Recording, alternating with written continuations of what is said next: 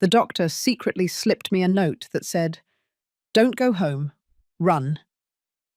That night, I discovered my own family was planning to lock me up in a nursing home to steal everything from me.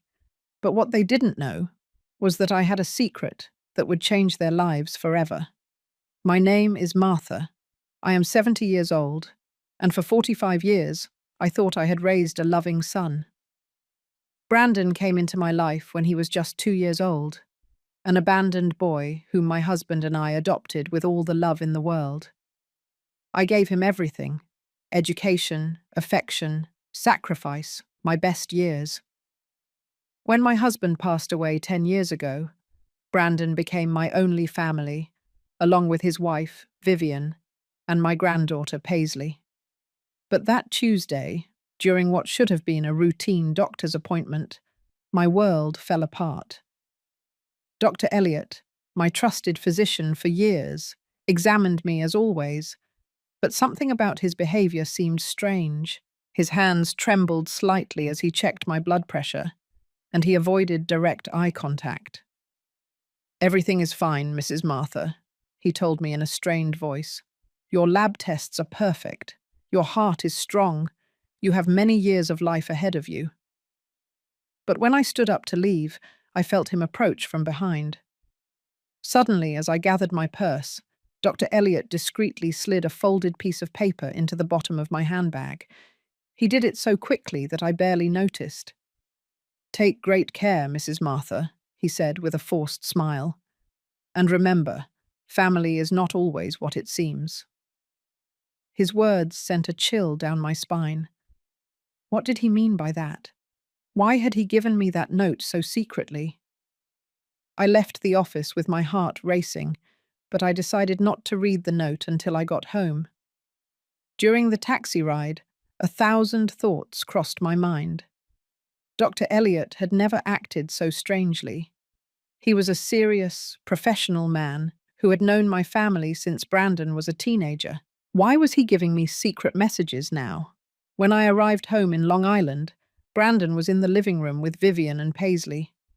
The three of them were talking in low voices, but they abruptly fell silent when they saw me enter. Vivian had several papers in her hands, which she quickly hid behind her back. "How was the doctor's, Mum?" Brandon asked me with a smile that didn't reach his eyes. "All good, son. The doctor says I'm perfect," I replied, trying to sound normal. Vivian exchanged a look with Brandon that did not go unnoticed. Why did they seem disappointed? Were they perhaps hoping the doctor would tell me I was sick? "That's great, Grandma," Paisley said, but her voice sounded strangely cold. "It means you have plenty of time ahead to enjoy." That night, during dinner, I noticed that my family was acting very strangely. Brandon barely spoke to me, Vivian answered in monosyllables, and Paisley avoided my gaze. There was a tension in the air that could be cut with a knife. "Is something wrong?" I finally asked. "No, Mum. Everything is fine," Brandon replied quickly. "We're just tired." After dinner, I went to my room with a heavy heart. Something was definitely going on, and Dr. Elliot's note was beginning to make sense. With trembling hands, I took the paper out of my purse and unfolded it. What I read took my breath away. "Mrs. Martha, your family was here yesterday. Vivian asked me about your mental state, and if I could certify that you need special care. They want to commit you to a nursing home. They also asked about your inheritance and assets. Don't go home. Run, Dr. Elliot."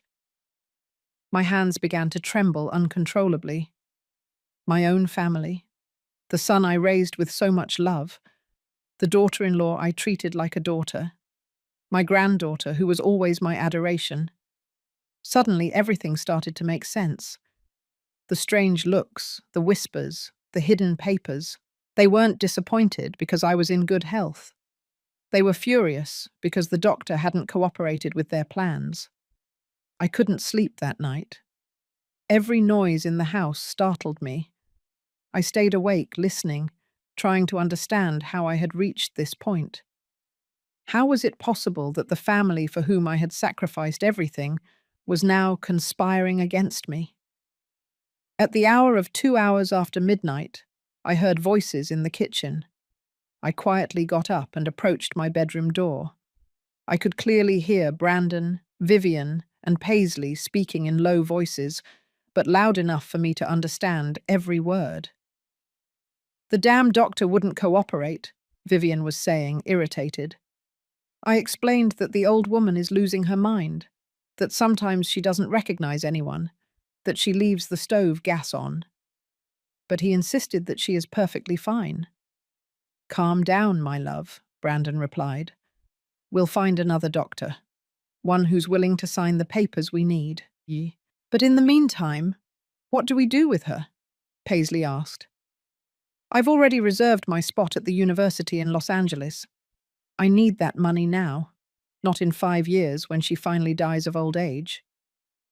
"Paisley, don't talk like that," Brandon chided her, but without conviction. "You're right, though. We need to act fast. The house is worth at almost $500,000, and with her pension and savings, we could live comfortably until she dies," Vivian finished coldly. "Look, I didn't join this family to take care of a senile old woman. I married you because I thought you'd inherit soon.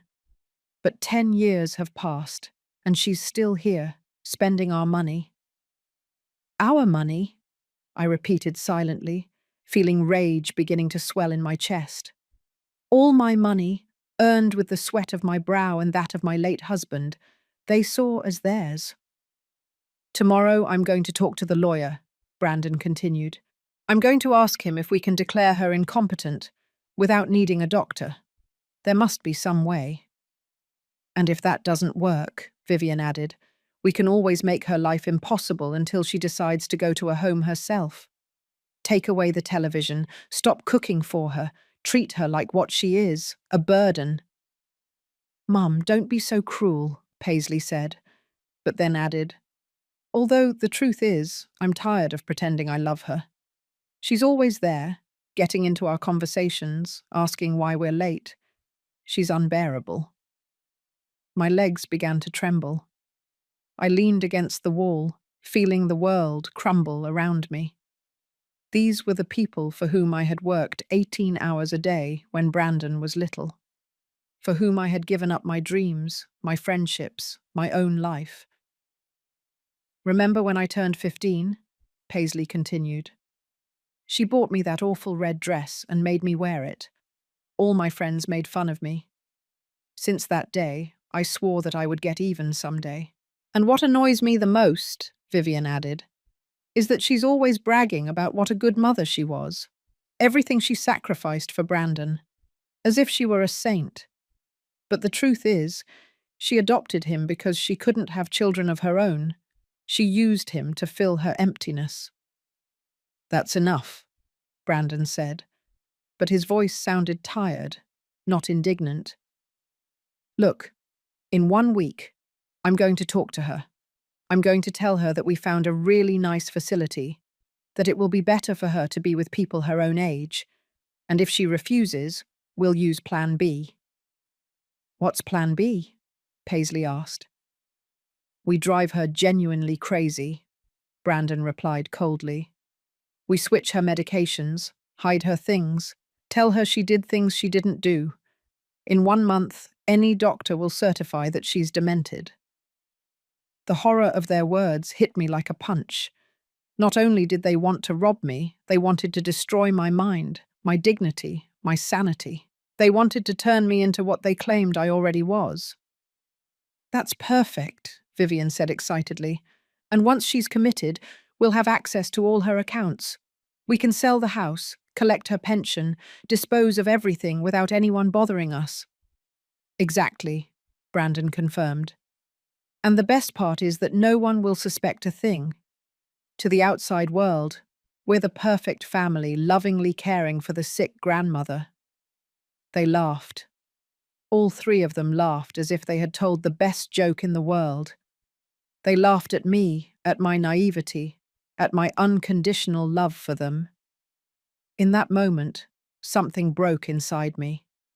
It wasn't my heart. That was already shattered since I read Dr. Eliot's note. What broke was my blind faith in goodness, my belief that love is always returned, my conviction that family is sacred. Early tomorrow, I'm going to make photocopies of all her credit cards, Vivian whispered. That way we can gradually spend without her noticing. Great, Brandon approved. And I'm going to review all her papers. There must be a will out there that we can modify. Modify how? Paisley asked.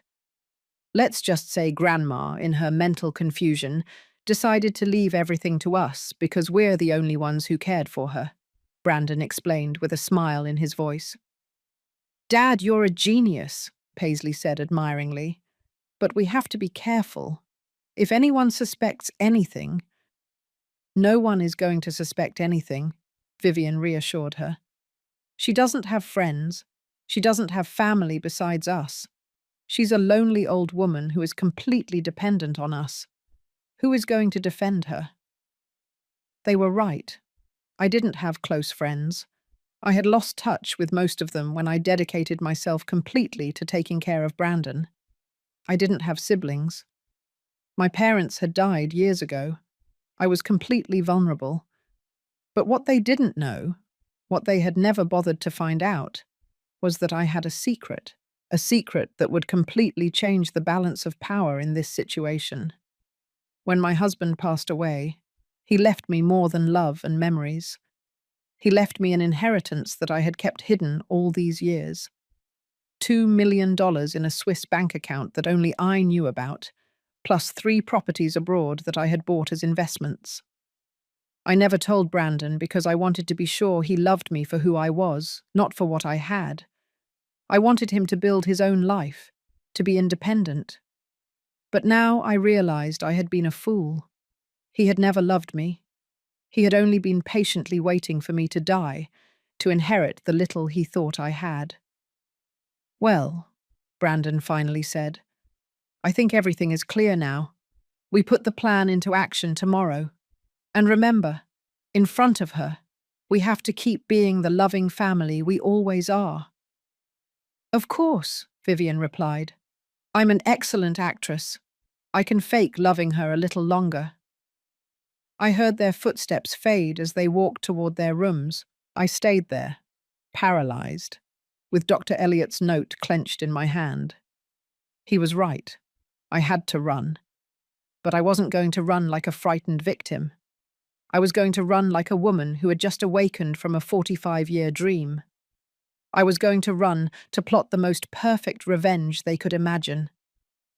I spent the rest of the night planning. I didn't sleep for a minute, but for the first time in months, I felt completely awake. I knew I had to act fast and smart. They had underestimated the senile old woman, but they would soon discover that they had awakened the wrong woman. At the hour of 5 hours after midnight, when I was sure everyone was asleep, I quietly took out my smallest suitcase and packed only the essentials. Personal documents, a few changes of clothes, my medications, and most importantly, the small notebook where I had written down all the details of my secret accounts. Before leaving, I decided to do something that would give me an advantage later. I took out my phone and activated the voice recorder. Then, I pretended I had forgotten something and walked back through the house, making sure to pass near Brandon and Vivian's room. As I expected, they were already awake, whispering about their plans for the day. Vivian spoke of photocopying my credit cards, while Brandon mentioned his appointment with the lawyer to inquire about declaring me incompetent. Do you think she suspects anything? Vivian asked worriedly. Impossible, Brandon replied. She's too old and trusting. Besides, what could she do? She has nowhere to go, no money of her own, no friends. We are all she has. It's pathetic, Vivian added scornfully. A 70-year-old woman who is completely dependent on us. Sometimes I feel sorry for her, but then I remember she chose this life. She could have remarried after her husband died, but she preferred to stay here being the perfect grandmother. And now she's going to pay for that decision, Brandon concluded coldly. Perfect. I had recorded enough material to sync them later. I put away the phone and finished getting ready to leave. I left a note on the kitchen table. Went out to run some errands. We'll be back later. Martha. I knew they wouldn't suspect a thing. After all, a senile old woman couldn't be planning a strategic getaway. I took a taxi to the nearest bank in New York City. It was Wednesday morning, and I knew I had only a few hours before my family realized something was wrong. At the bank, I withdrew a considerable amount of cash and verified that my secret accounts were intact. The teller, a young woman named Patricia, looked at me curiously when I asked to withdraw $10,000 in cash. "Are you sure, ma'am? That's a considerable amount to carry in cash," she said with genuine concern. "Completely sure," I replied firmly. "I have some personal matters to resolve." After the bank, I took another taxi to the most elegant hotel in the city. I knew I needed a place where I could feel safe while planning my next moves. The Plaza Hotel was perfect, discreet, comfortable, and with services that would allow me to maintain my privacy. "How long will you be staying with us?" the receptionist, an elegant woman in her 40s, asked me. "I'm not sure," I replied. "It could be a week, it could be several months. It depends on how certain family matters unfold." She nodded with professional understanding and assigned me a suite on the 10th floor. As I rode the elevator, I felt a mixture of terror and excitement. For the first time in decades, I was making decisions just for myself. The suite was beautiful, spacious, with a view of the city, elegantly decorated, and equipped with everything I needed. I sat on the living room sofa, and for the first time since the night before, I allowed my emotions to wash over me. I cried. I cried for the 45 years I had spent raising a son who saw me as an obstacle. I cried for the humiliation I had endured without realizing it. I cried for the woman I had been before becoming the perfect grandmother they despised. But after crying, I wiped away my tears and started planning. I took out my notebook and began to make a list of everything I needed to do. First, contact my financial advisors in Switzerland to activate my accounts. Second, hire the best lawyer in the city. Third, find a private investigator who could help me document everything my family had done and planned to do. At the hour of 2 hours after noon, my phone started ringing. It was Brandon. "Mom, where are you? It's 2 o'clock and you haven't returned." His voice sounded worried, but I could detect the irritation beneath the concern. "I'm fine, son," I replied calmly. "I decided to take a day for myself. I haven't done that in a long time." "A day for yourself? What does that mean? Where exactly are you?" Now his voice was clearly annoyed. "I'm in the city, taking care of some pending things," I partially lied. "Don't worry, I'll be back when I'm done." "Mum, this isn't normal for you. You always tell us where you're going. Vivian is worried. And Paisley too. We need to know where you are." For the first time in years, I detected something in his voice that surprised me. Panic. He wasn't worried about my well-being. He was worried because he had lost control over me. "You know what, Brandon?" I said with a calmness that surprised even myself. "I'm 70 years old. I think I'm old enough to make my own decisions about where to go and what to do." There was a silence on the other end of the line. "Mum, you're worrying me. You don't sound like yourself. Are you taking your medication?" he asked. And in that question, I could hear the beginning of his strategy. He was already planting the seed that I was not mentally well. "I'm perfectly fine. Son, I've never been better," I replied and hung up. I immediately turned off my phone. I knew they would call obsessively, and I needed peace to do what I had to do. That afternoon, I hired the most prestigious law firm in the city. The lead attorney, a man in his 50s named Mr. Galen Maxwell, received me personally when I mentioned the amount of money I was willing to pay for his services. I need complete legal protection, I explained. My family is trying to declare me incompetent to take control of my assets, but I have recordings that prove it's a conspiracy. Mr. Maxwell listened intently as I played the recordings I had made that morning. His expression grew increasingly serious. "Mrs. Martha, this is very serious," he finally said. "What your family is planning constitutes elder abuse, conspiracy to commit fraud, and potentially document forgery. We could prosecute them criminally." "That's exactly what I want," I replied with determination. "But I need to do it strategically. I want them to pay, but I want it to be in the most painful way possible for them." Mr. Maxwell smiled. It was the smile of a man who had found a case he liked. "Mrs. Martha, I think you and I are going to work very well together," he told me.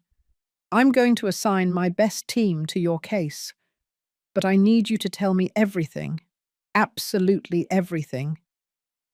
I told him about Brandon's adoption, about my husband, about the years of sacrifice, about the secret inheritance, about everything. Mr. Maxwell took notes carefully. "Do you know exactly how much money you have in your secret accounts?" he asked me. $2,200,000 in cash, plus 3 properties abroad that are worth approximately $1.5 million more, I replied. Mr. Maxwell stopped writing and looked at me with renewed respect. "Mrs. Martha, you are not just a victim of family abuse. You are a very powerful woman who has been underestimated by her family. We are going to use that power to teach them the lesson of their lives." For the first time in days, I smiled genuinely. The war had begun, but now I had the right weapons. That night, from the comfort of my hotel suite, I turned on my phone to check my messages. I had 37 missed calls from Brandon, 15 from Vivian, and 8 from Paisley. The text messages were increasingly desperate. "Mum, please answer. We are very worried. Martha, if you don't respond, we're going to call the police. Grandma, where are you? Dad says you're going to get into trouble." I decided to reply only to Brandon. "I'm fine. Don't worry. I'll come back when I'm ready." The reply came immediately. "Mum, this isn't normal. You need to come home now. Vivian made your favorite meal." His favorite meal. As if after 45 years, I didn't know that Vivian had never cooked anything special for me. It was another lie, another manipulation. The next day, Mr. Galen Maxwell called me early. "Mrs. Martha, I have interesting news. My private investigator has already started working on your case and discovered something important. Your daughter-in-law Vivian has been using your personal information to apply for credit cards in your name for the past 6 months." "What?" I exclaimed, feeling indignation rising in my chest. "She has 5 credit cards that you never authorized, with an accumulated debt of $43,000. Purchases at luxury stores, expensive restaurants, even a trip to Miami last month," the lawyer explained. "But I never went to Miami," I said, confused. "No, Mom, they went. Your family took a week-long vacation using your money while they told you they were going to visit Vivian's sick mother." The memory hit me like a slap. I remembered that week perfectly. Vivian had cried, saying her mother was very ill and they urgently needed to go take care of her. I had given them money for the trip, in addition to what they had already stolen with the fake credit cards. "Mr. Maxwell, what else did your investigator discover?" I asked, fearing the answer. "Your son Brandon lost his job 8 months ago, but he never told you. He has been living off your savings and pension. We also discovered that he has already contacted 3 different doctors. trying to find one who is willing to certify that you suffer from senile dementia. Each revelation was a deeper stab. Not only had they planned to rob me, they had already been robbing me for months. Not only did they want to declare me crazy, they had already started the process. "And my granddaughter Paisley?" I asked with a broken voice. "She also has her secrets, Mrs. Martha. She is 3 months pregnant, but she is lying to her parents about who the father is. Apparently, the real father is a married man of 50 who promised to leave his wife but now wants nothing to do with the baby." "Oh my God," I whispered. My granddaughter, the girl I had helped raise, was involved in a scandal that could destroy her future. "There's more," Mr. Maxwell continued. "Vivian has been having an affair with the neighbor, David, for the past 2 years. My investigator has photographs and videos proving it." "David? Carol's husband?" I asked, remembering the sweet woman who lived next door to my house.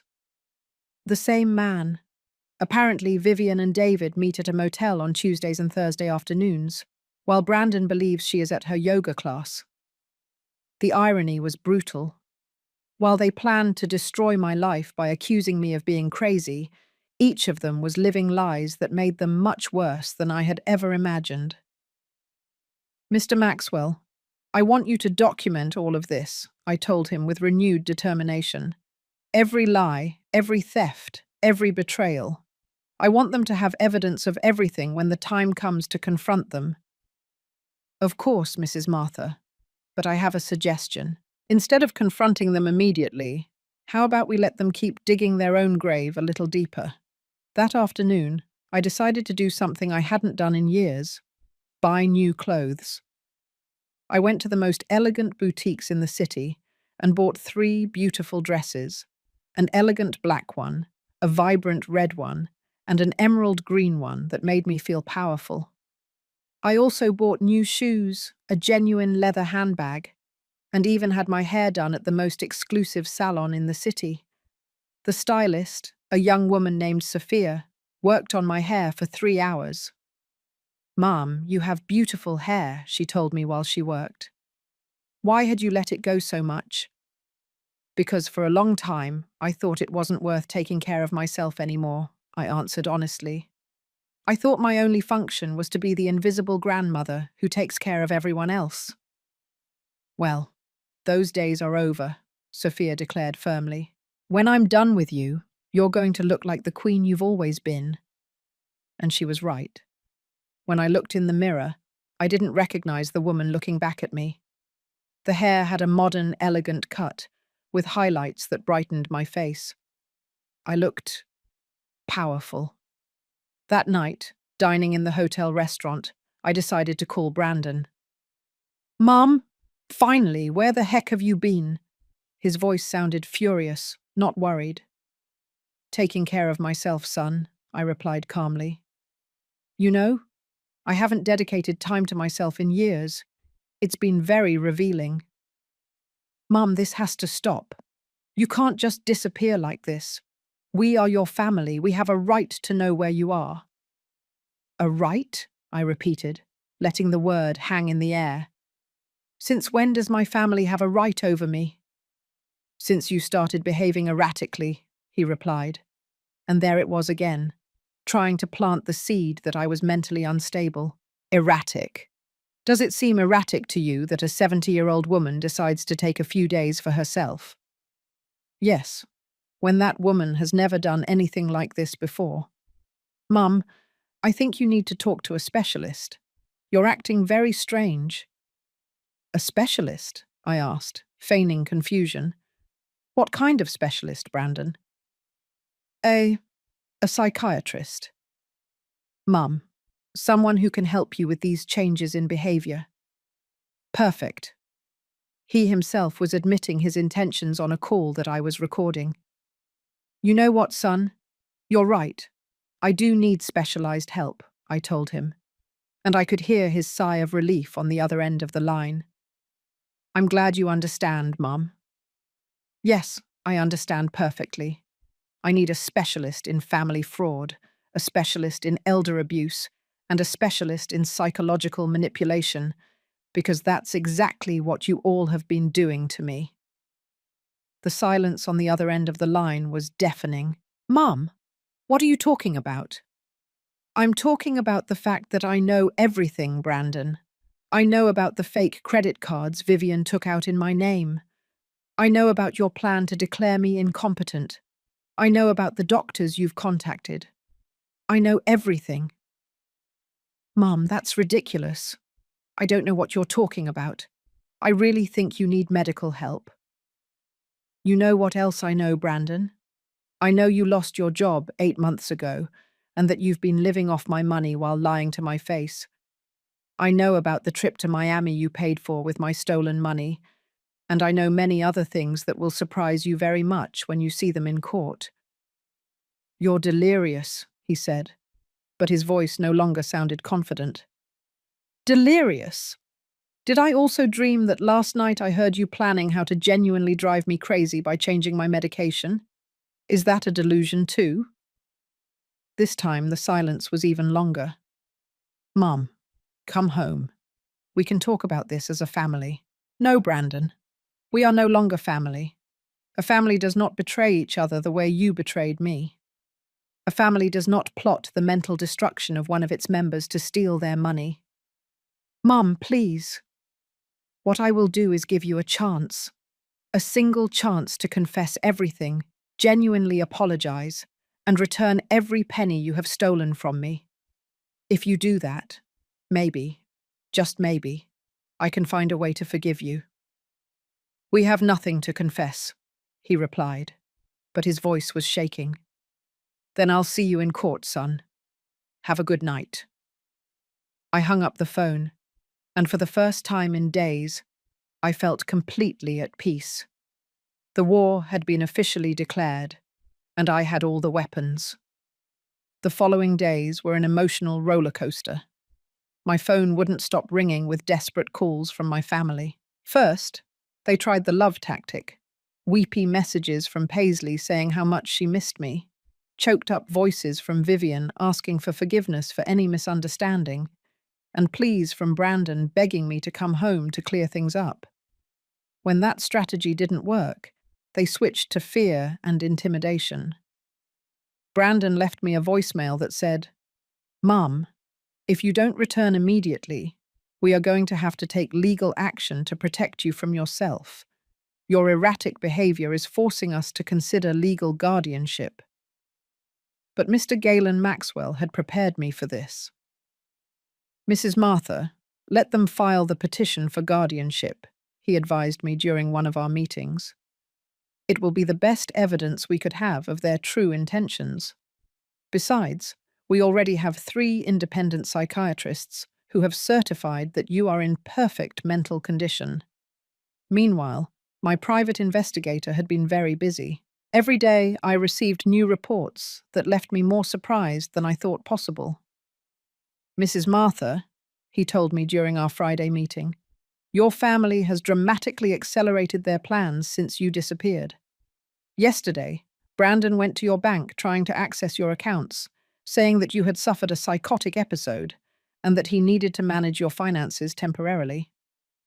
"And what did they tell him at the bank?" I asked. Fortunately, the bank manager is very professional. He told Brandon that he would need official legal documentation to make any changes to your accounts, but Brandon insisted so much that they had to ask him to leave. "Is there more?" "Yes. Vivian has been selling your belongings. Yesterday I saw that she posted several of your antique furniture pieces on an online sales site. She also tried to sell your jewelry collection to a pawn shop, but the appraiser refused because the pieces obviously belonged to an older person, and Vivian could not prove she had authorization to sell them." My heart raced. Those jewels were gifts from my late husband, unique pieces he had collected for decades. "And my granddaughter Paisley, she has been the most active of them all. She has been telling her friends that you are suffering from advanced Alzheimer's and that the family is considering committing you. She has also been using this story to get money borrowed from various acquaintances saying she needs funds to pay for her grandmother's medical care. Each revelation was more painful than the last. Not only were they stealing from me, they were destroying my reputation and using my supposed illness to manipulate other people. But here comes the most interesting part, the investigator continued.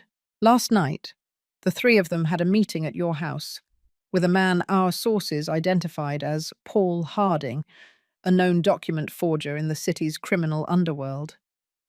A forger? I asked, feeling my blood run cold.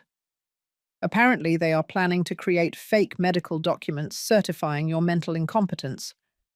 Paul Harding specializes in creating fictitious medical histories and forging doctors' signatures. This was much worse than I had imagined. Not only did they want to rob me, they were willing to commit multiple serious felonies to do it. Mr. Maxwell, I told him over the phone that same afternoon, I think it's time to speed up our plans. If we wait any longer, they'll have fake documents that could complicate things. I agree, Mrs. Martha. Are you ready for Phase 2 of our plan? Phase 2 was brilliant in its simplicity. Instead of confronting them directly, we were going to let them publicly incriminate themselves. On Monday morning, I dressed in my new elegant black dress, put on my best jewelry, and headed to the most prestigious real estate office in the city. I had arranged an appointment to view luxury properties, specifically homes over $1 million. Mrs. Martha, the real estate agent, an elegant man named Roger, greeted me. It's a pleasure to meet you.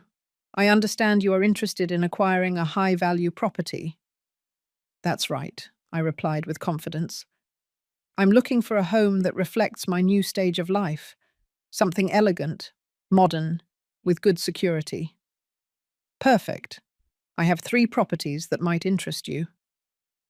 What Roger didn't know was that my private investigator had coordinated everything perfectly. At the hour of 11 hours after morning, exactly when we would be viewing the second property, Brandon, Vivian, and Paisley would casually appear at the same real estate office. We were in the middle of a visit to a spectacular mansion in the Hamptons when I heard familiar voices at the main entrance. Excuse me, I said to Roger. I think some acquaintances just arrived. When we went down to the main lobby, there they were, the 3 of them, dressed in their best clothes, talking to another real estate agent. We are interested in selling a property, I heard Brandon say. It's my mother's house, but she's ill, and we have legal power to manage her affairs. Legal power? The agent asked. Could you show me the documentation? Well, we are still processing the official papers, Vivian replied nervously. But it's only a matter of days. We want to advance the appraisal process. Hello, family, I said loudly from the stairs. The 3 of them turned around at the same time, and their faces of horror were worthy of a movie. Brandon turned pale, Vivian opened her mouth without making a sound, and Paisley literally took a step back. Mum, Brandon stammered. What are you doing here? The same thing you are, apparently, I replied calmly as I descended the stairs. Although I'm buying, not selling. Roger, my real estate agent, approached with a professional smile. Do you know these people, Mrs. Martha? Unfortunately, yes, I replied. It's my family, or at least, that's what I thought until recently. Mum, we need to talk, Brandon said, trying to sound authoritative, but failing miserably. About what, Brandon? About how you plan to sell my house without my authorization? About the forged documents you are processing? Or about the legal power you just mentioned that doesn't exist? The other real estate agent looked confused and clearly uncomfortable. Excuse me, he interrupted, but if there is any legal conflict over the property, we cannot proceed with any appraisal until it is resolved. There is no conflict, Vivian said desperately. It's just that she hasn't been right in the head lately. I'm not right in the head? I repeated aloud, making sure everyone in the office could hear. That's why I'm here buying a $1.5 million house with my own money. Roger was stunned. $1.5 million? Paisley whispered. Oh yes, dear granddaughter, I said with a sweet smile. It turns out your senile grandmother has quite a bit more money than you thought. I took out my phone and dialed Mr. Maxwell's number. Doctor, I'm at the Richards and Associates real estate office. My family is here trying to sell my property without authorization and claiming they have legal power over my affairs. Could you send someone from your office to document this situation? Of course, Mrs. Martha. Someone will be there in 15 minutes. I hung up and looked at my family with a composure that surprised me. Now we're going to wait for my lawyers to arrive, I announced, and they are going to explain to everyone here exactly what legal documents you have, how you obtained them, and why you think you have the right to sell my property. Brandon tried to approach me. Mom, this is a misunderstanding. We can solve this at home. No, I said firmly, taking a step back. There is nothing left to solve at home. I don't have a home anymore. At least, not with you in it. Vivian started crying, but they were tears of panic, not sadness. Martha, please, we're family. Everything we've done has been for your own good. For my own good? I asked, raising my voice. Was stealing my money with fake credit cards for my own good? Was planning to forge medical documents for my own good? Was hiring a criminal to forge my medical history for my own good? Each accusation fell like a bomb in the real estate lobby. The other clients and employees had stopped to listen, and I could see expressions of horror and disgust on their faces. We don't know what you're talking about, Paisley lied desperately. You don't know. I took out my phone and played one of the recordings I had made. Brandon's voice filled the space. We drive her genuinely crazy. We switch her medications, hide her things, tell her she did things she didn't do. In 1 month, any doctor will certify that she's demented. The silence in the real estate office was deafening. I could see the faces of the employees and clients filling with indignation and revulsion. That recording is illegal, Vivian shouted hysterically. Not in this state, I replied calmly. And definitely not when it's recorded to prevent a crime that is being planned. At that moment, 2 lawyers from Mr. Maxwell's firm arrived, along with a notary public. Mrs. Martha, we are from the Maxwell and Associates firm. We understand there are some people here who claim to have legal authority over your affairs. That's right, I replied. I would like you to officially document that these 3 people have absolutely no legal power over me, my properties, or my finances, and that any attempt to exercise such authority constitutes fraud. One of the lawyers addressed Brandon. Sir, could you show me the documentation that supports your authority to sell Mrs. Martha's property? Brandon opened and closed his mouth like a fish out of water. We are in the process of... That is to say, you have no documentation, I declared, because you have no authority. What you do have is a criminal plan to steal everything I own. The public humiliation in the real estate office was just the beginning. When we left the building, my family followed me into the street, alternately shouting and pleading. Mom, wait, Brandon shouted. We can fix this. It's all been a terrible misunderstanding. Grandma, please, Paisley cried. I love you. You can't do this to us. Vivian, for her part, had completely changed her strategy. She was no longer feigning love or concern. You're a bitter old woman, she screamed at me as I got into my taxi. You've used all of us all these years. Brandon gave you the best years of his life, and this is how you repay him. The best years of his life? I turned to her from the taxi window. Are you referring to the years when I worked 18 hours a day to support him? The years when I gave up my career, my friends, my social life to raise him? Those years. You chose to adopt him. Vivian retorted with venom in her voice. No one forced you, and now you expect us to owe you eternal gratitude. I don't expect you to owe me gratitude, I replied with deadly calm. I just expect you not to steal from me, not to betray me, and not to plot to drive me insane to keep my money.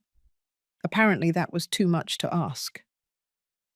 I told the taxi driver to drive off, leaving my family shouting on the curb. That afternoon, Mr. Maxwell summoned me to his office for an urgent meeting. Mrs. Martha, I have extraordinary news, he told me with a smile I hadn't seen before. Your family made a critical mistake after the incident at the real estate office. What kind of mistake? In his desperation, Brandon went directly to the document forger, Paul Harding, and paid him $50,000 up front to speed up the creation of your fake medical documents. $50,000? Where did they get that much money? From the credit cards they took out in your name, and apparently Vivian sold her car. But here's the best part. Paul Harding is an FBI informant. He has been collaborating with authorities for the past 6 months to dismantle a document fraud network. I was speechless for a moment. Do you mean that your family is not only being investigated for family fraud, but they are now under federal investigation for conspiracy to commit medical document fraud? The FBI has audio and video recordings of the entire transaction. That night, from my hotel suite, I decided to do something I had been putting off: confront each member of my family individually, but not face to face.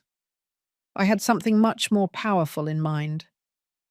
I opened my laptop and created an account on the most popular live streaming platform in the country. My title was simple but effective: A Grandmother Tells the Truth About Her Family. At the hour of 8 hours after evening, I began my first live broadcast. At first, there were only 3 viewers, but to my surprise, the number began to grow rapidly. Good evening, I began, looking directly at the camera. My name is Martha. I'm 70 years old, and tonight I'm going to tell you a story that will change the way you see perfect families. In 20 minutes, I had over 500 viewers. By the end of the hour, there were over 3,000. I told them everything. From Brandon's adoption to Dr. Elliott's secret note. From the fraudulent credit cards to the plans to drive me crazy. I played the recordings, showed the documents I had collected, and explained every betrayal in precise detail. The live comments were overwhelmingly supportive. What a horrible family. Mrs. Martha, you are a warrior. Sue them. Let them pay for everything. My grandmother went through something similar. Thank you for being brave. But what really changed everything was when, halfway through my broadcast, I received a live call. It was Paisley. Grandma, please turn off that broadcast, she pleaded. You're ruining our lives. I'm ruining your lives, I repeated so all the viewers could hear. Don't you think you ruined mine first? Grandma, everyone is watching us. My friends, my teachers, the whole school. I can't even leave the house. And how do you think I would feel if I had been committed to a nursing home against my will, declared mentally incompetent, and robbed of all my money? That was never going to happen. We were exploring options. Exploring options, I yelled, losing the composure I had maintained for days for the first time. Paisley, I raised you since you were a baby. I changed your diapers, took you to school, took care of you when you were sick, and you were there, smiling, while your parents planned to destroy me. The silence on the other end of the line was deafening, but the live comments exploded. Tell her the truth. This girl is shameless.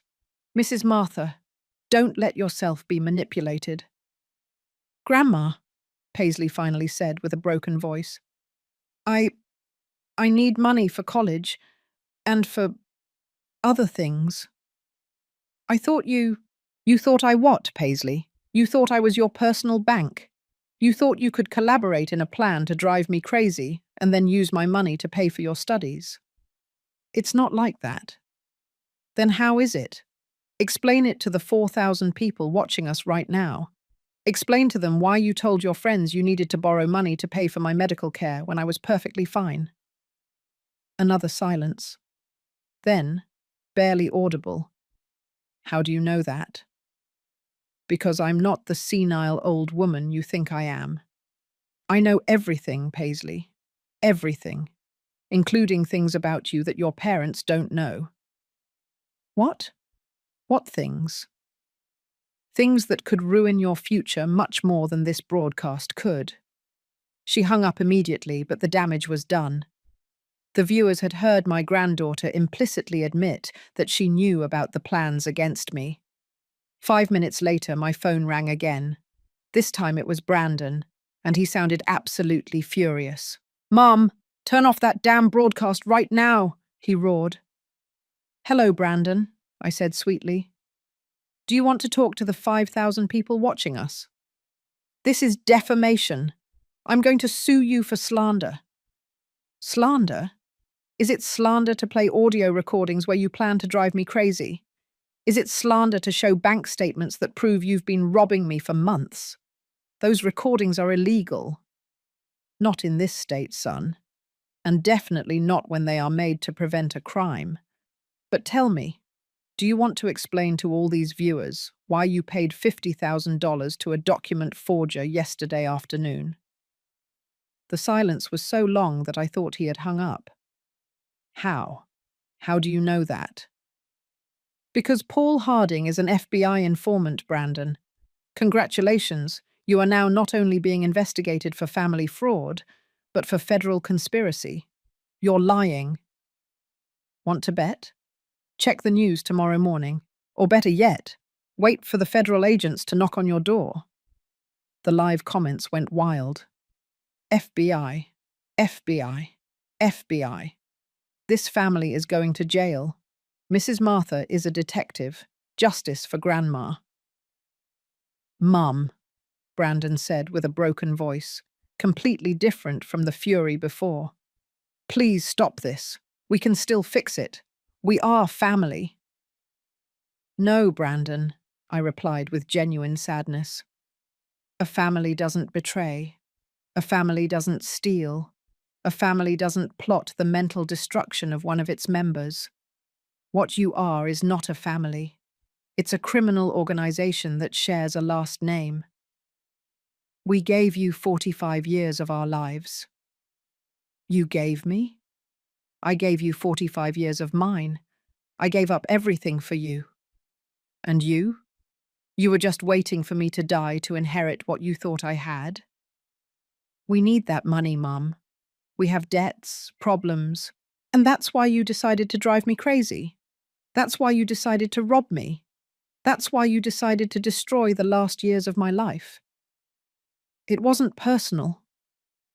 Those 3 words hung in the air like a death sentence. It wasn't personal. 45 years of love, sacrifice, and dedication. And for him, it wasn't personal. "You're right, Brandon," I finally said. "It wasn't personal for you. And from now on, it won't be personal for me either. I'll see you in court." I hung up and looked at the camera. "And that, dear viewers, was my family," I said with a sad smile. "I'll continue with this story tomorrow. Good night." I ended the broadcast with over 7,000 viewers and hundreds of messages of support.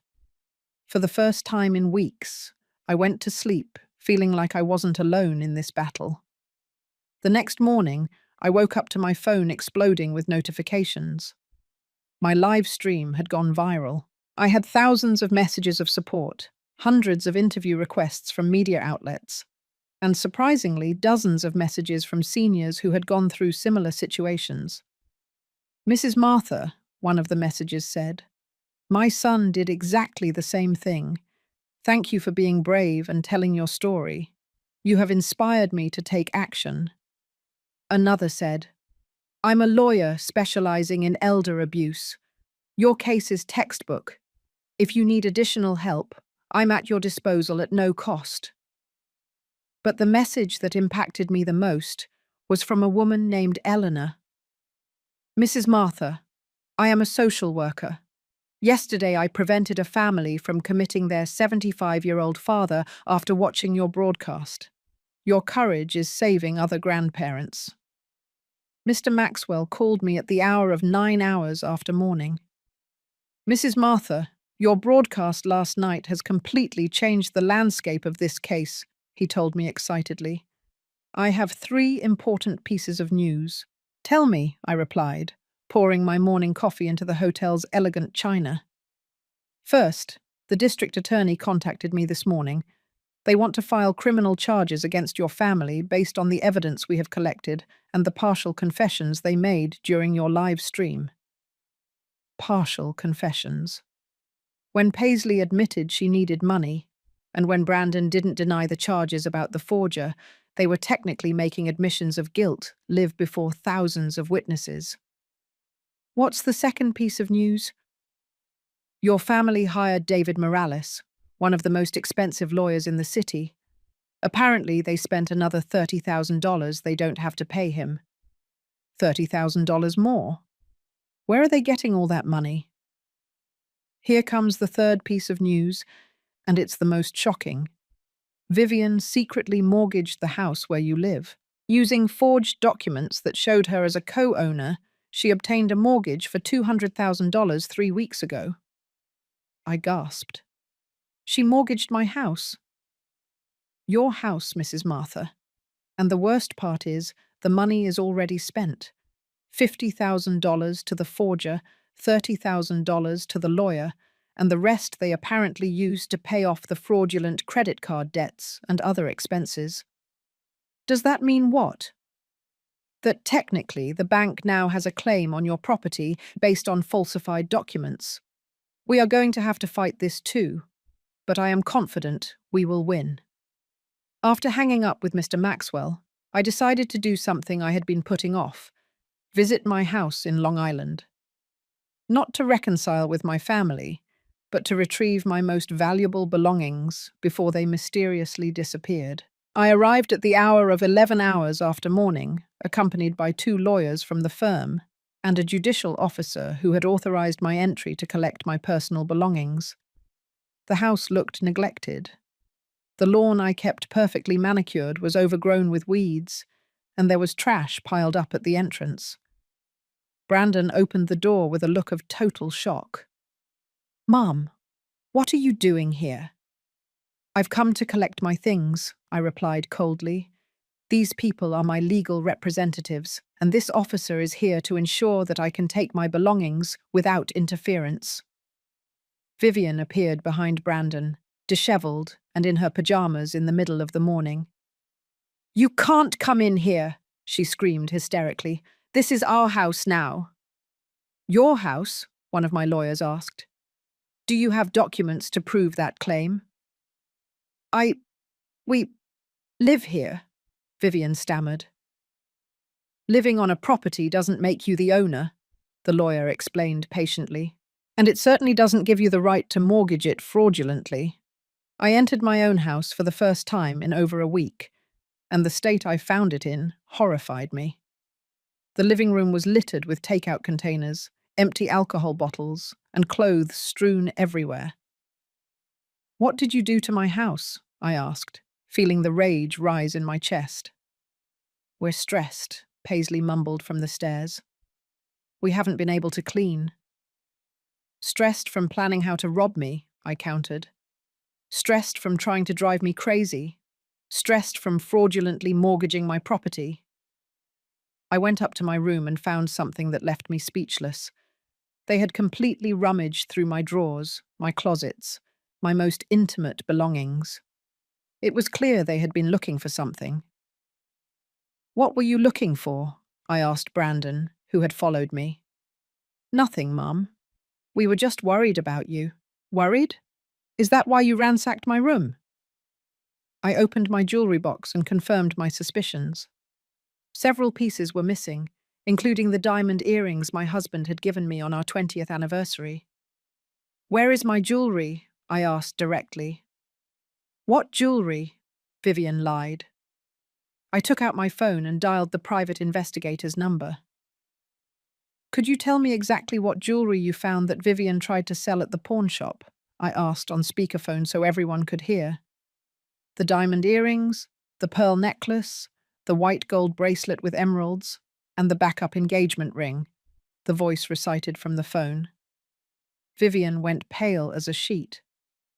Those jewels are in the safety deposit box, she lied desperately. What safety deposit box? My lawyer asked. Do you have legal access to a safety deposit box in Mrs. Martha's name? Total silence. Vivian, I said in a dangerously low voice, you have exactly 24 hours to return every single one of my jewels. If they don't appear, I'm going to file additional charges for aggravated theft. While I packed my most important belongings, I could hear my family desperately whispering in the kitchen.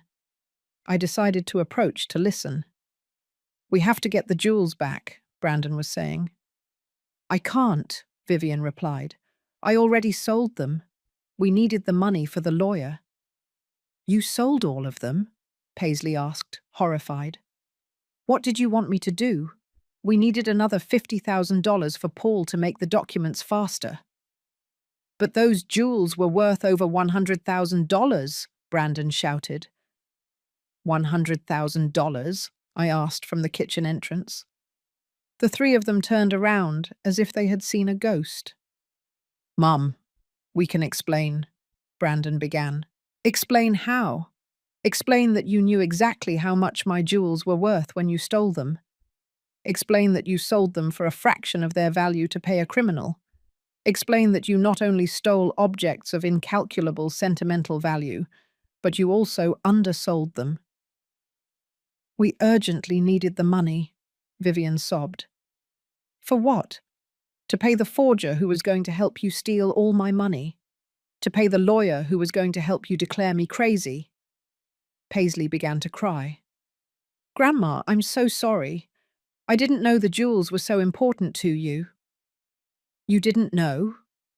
I looked at her with disbelief. You didn't know that your grandfather gave me the diamond earrings the day I first met you. You didn't know that the pearl necklace belonged to my mother.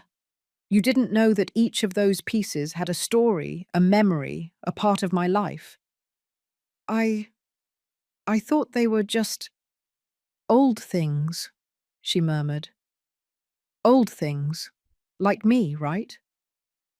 The judicial officer approached. Mrs. Martha, if you've finished collecting your belongings, we should leave. Yes, I replied, taking the last box. I'm done here. Forever. As I left the house, Brandon shouted at me from the doorway. Mom, we can still fix this. We're family. I turned around one last time. No, Brandon. Family is built with love, respect, and trust. You destroyed all three. We are no longer family. Now we are just adversaries in a court of law. I got into the car and drove away from the house where I had lived for 45 years, knowing that I would never return as the woman I had been. I was returning as the woman I had become, a warrior who would not let herself be destroyed without a fight.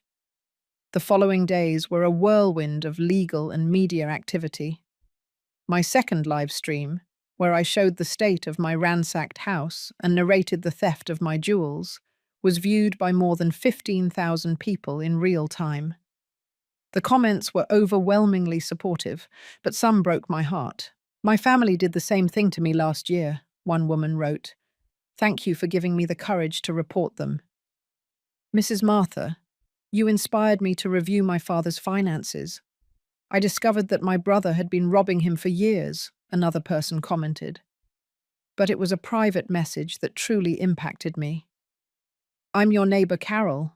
Vivian told me that David and she were seeing each other secretly. I thought you should know. I have photos if you need them for the trial. Carol, the sweet neighbor whose husband David had been having an affair with my daughter-in-law for 2 years. Even in my pain, I felt compassion for her. On Friday morning, Mr. Maxwell summoned me for an urgent meeting. "Mrs. Martha, I have news that will change everything," he told me with a smile I hadn't seen before.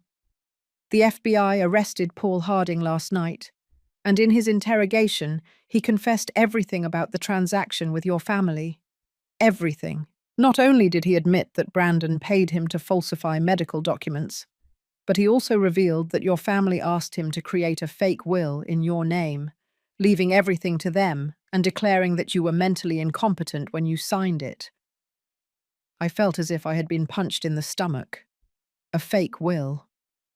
Apparently, the plan was much more elaborate than we thought.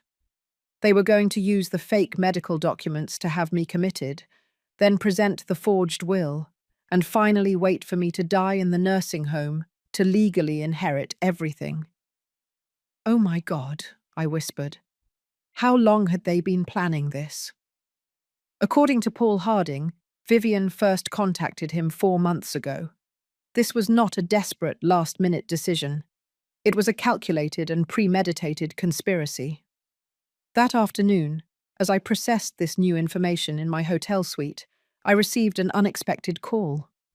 It was Paisley, and for the first time in weeks, her voice sounded genuinely broken. "Grandma, can we talk? Please, just you and me." "For what, Paisley? So you can lie to me more? So you can try to manipulate me emotionally?" "No, Grandma. To tell you the truth, the whole truth, I can't take this anymore." Something in her voice made me hesitate. I decided to take a risk. "All right, but it will be in a public place, with witnesses, and I am going to record the entire conversation. Whatever you want, just, please, we'll meet in the hotel lobby coffee shop." Paisley arrived with eyes swollen from crying, dressed carelessly, very different from the vain girl I knew. "Grandma," she began before I could say anything, "you have to know that I never wanted things to go this far." "How far, Paisley? How far did you think was acceptable?" "At first, Mum and Dad only talked about convincing you to move to a luxury nursing home. They said it would be better for you, that you would have company with people your age." "And what did you think?" I thought maybe they were right. The house is too big for you alone, and sometimes you seemed lonely." She stopped and looked me in the eyes. "But that was before I knew about the money." "What money?" "They didn't know about my secret accounts." "No, but they knew about your pension, about the savings you had in the local bank, about the value of the house. Mum had been investigating for months." "Investigating how?" "She went through your papers when you weren't around. She called your bank pretending to be you. She even went to see your old boss to ask about your retirement pension." Each revelation was a deeper stab. "And when they decided that simply convincing me wasn't enough," Paisley started crying. "When Mum found out you could live another 20 years, she said she couldn't wait that long, that she needed the money now." "What did she need the money for so urgently?" "To pay Dad's debts. He lost a lot of money on sports betting over the last 2 years. He owes more than $100,000 to very dangerous people." Another shocking revelation. Brandon hadn't just lost his job. He was a compulsive gambler with dangerous debts. "And what role did you play in all of this?" I needed money for college, and for other things." She unconsciously touched her belly. "Other things like what, Paisley?" "I'm pregnant, Grandma," she finally confessed. "The father is a married man who wants nothing to do with the baby. I need money to decide what to do." My heart broke for my granddaughter, but I also felt deep anger. "And that's why you decided to participate in a plan to drive me crazy?" "I didn't know they wanted to drive you crazy," she cried out. drawing glances from other coffee shop patrons. I thought they only wanted a doctor to say you needed special care. What's the difference, Paisley? I don't know. I guess there isn't a difference. She cried silently for a few minutes. Grandma, when you left home, everything fell apart. Mum and Dad do nothing but fight. Mum says it's all Dad's fault for gambling. Dad says it's all Mum's fault for being too ambitious. And I'm in the middle, pregnant and terrified. And now what do you want from me? I want you to forgive me. And I want you to know that if you testify against Mum and Dad, I'm going to tell the truth. Everything I know, everything I saw, everything I heard. I remained silent, processing this unexpected offer. Why would you change sides now, Paisley? Because last night, Dad told me that if everything goes wrong, they are going to say that I was the one who came up with the idea to steal your jewelry. They are going to say that I manipulated them into doing it because I needed money for drugs. Drugs? I don't use drugs, Grandma. But Dad says it's more believable to blame the rebellious teenager than to admit that they planned everything. The final betrayal. Not only had they betrayed me, now they were willing to betray their own daughter to save themselves. Do you have proof of what you're telling me? Paisley took out her phone. I have recordings of all their fights since you left. I have text messages where they plan to blame me. I have videos of Mom counting the money she got from selling your jewelry.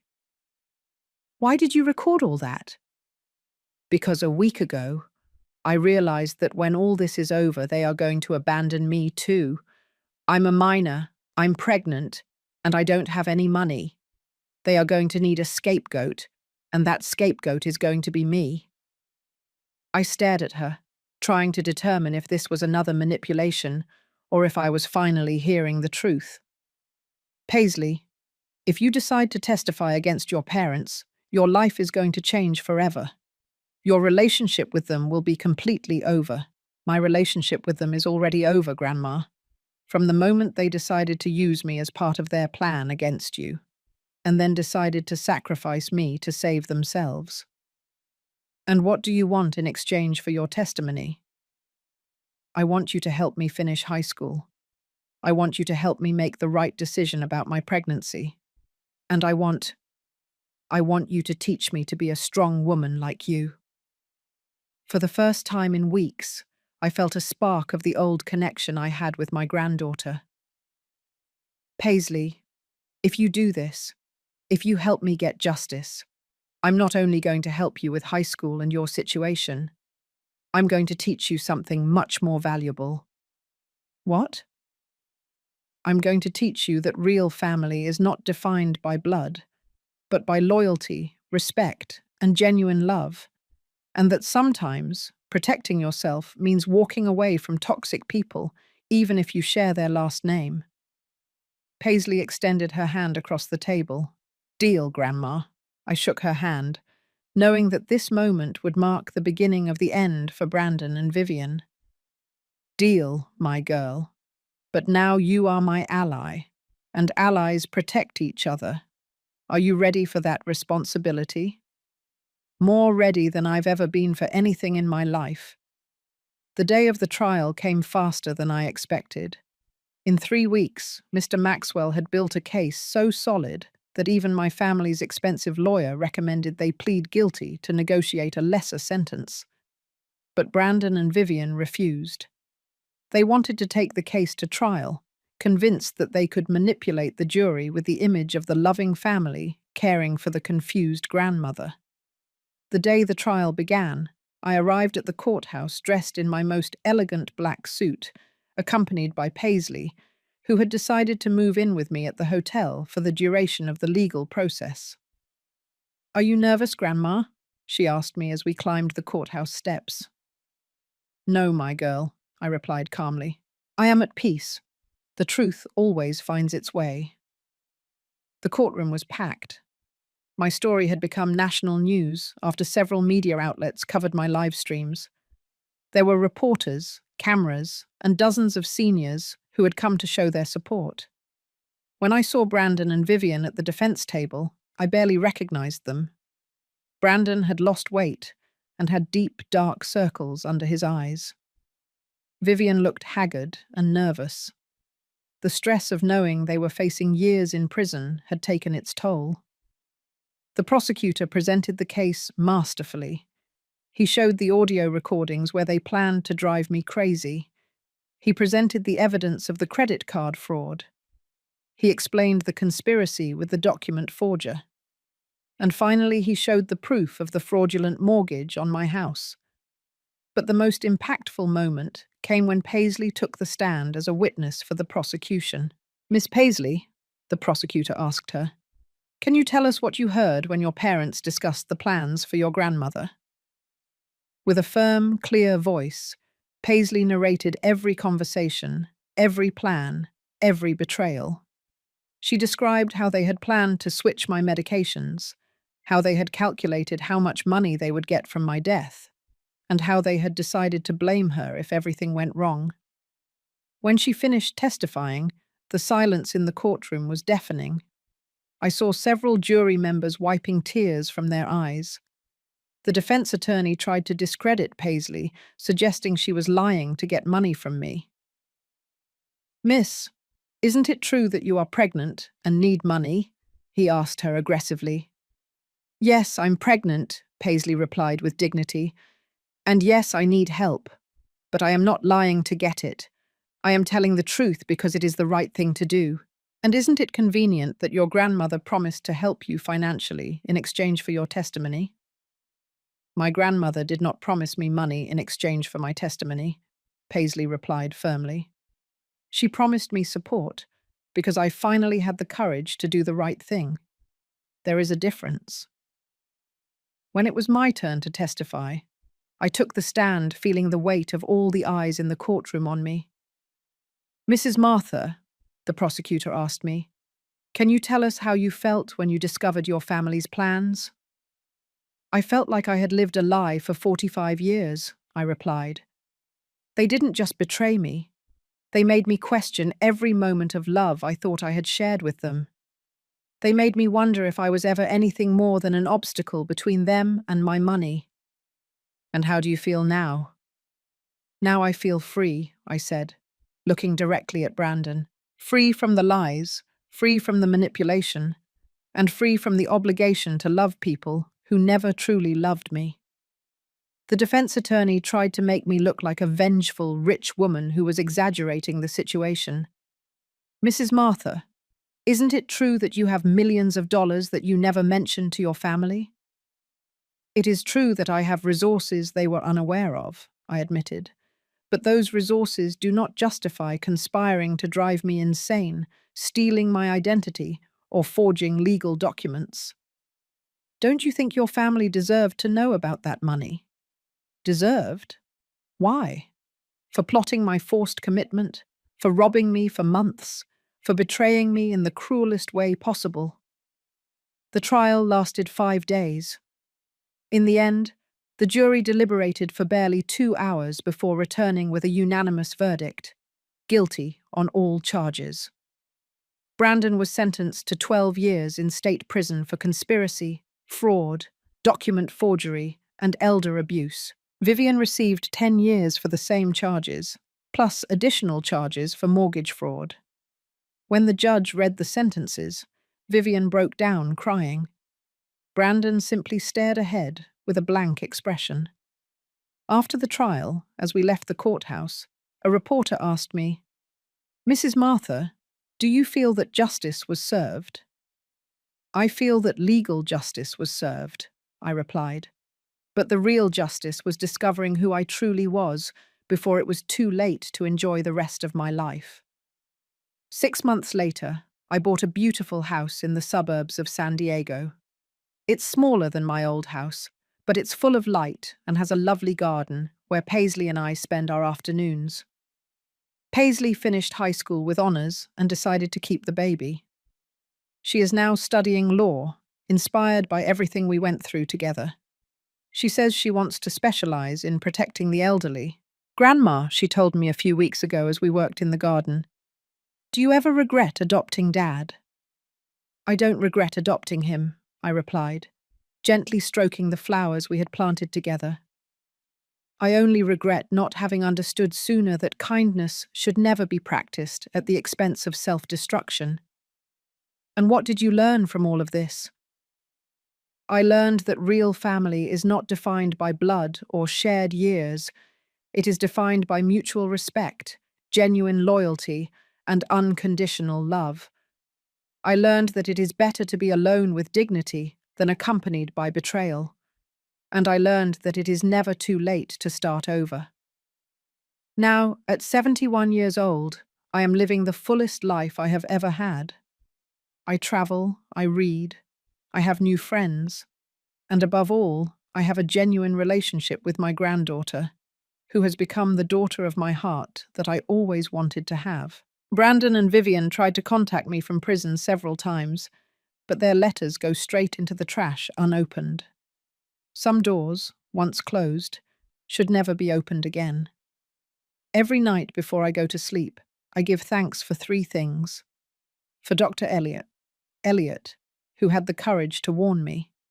For my own strength, which I didn't know I had. And for discovering that endings can also be beginnings if you have the courage to write your own story. Kindness is still important in my life, but now I practice it with wisdom. I help other seniors who face similar situations. I support Paisley in her studies, and I have created a foundation to prevent elder abuse. But more important than all of that, I finally learned to love myself as much as I loved others throughout my life. And that, dears, is the most valuable lesson of all.